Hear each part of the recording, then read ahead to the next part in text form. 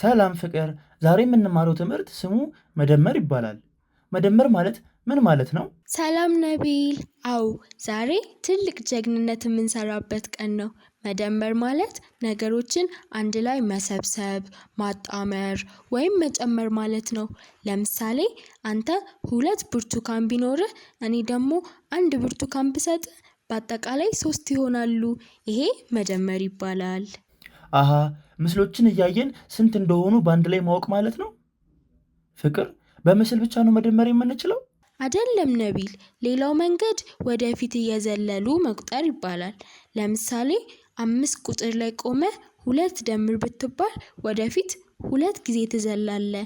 6 7 መልሱ 7 ይሆናል ማለት ነው። ይህማ ለቁጥር መስመር በጣም ይመቻል። ልክ ነህ።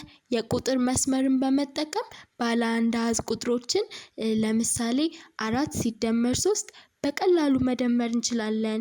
እንዲያውም ቁጥሮቹ ትልቅ ቢሆኑም ለምሳሌ 12 ሲደመር 5 ቢሆኑም እንኳን 12 ላይ ቆመን 5 ጊዜ ወደፊት በመዝለል መልሱን እናገኛለን። መተንተን ማለት ደግሞ ምን ማለት ነው? መተንተን ማለት አንድን ቁጥር መበተን ወይም መከፋፈል ማለት ነው።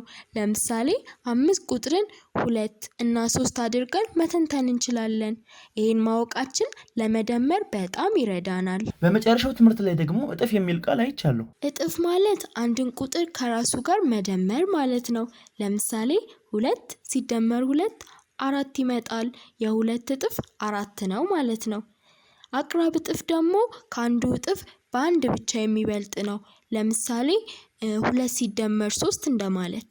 ዋው! መደመር በጣም ቀላልና ደስ የሚል ጨዋታ ነው ለካ። ጓደኞቻችን አብረን እንድንደምር ዝግጁ ናችሁ? እንግዲያውስ ወደ መጀመሪያው ተግባር እንሂድ።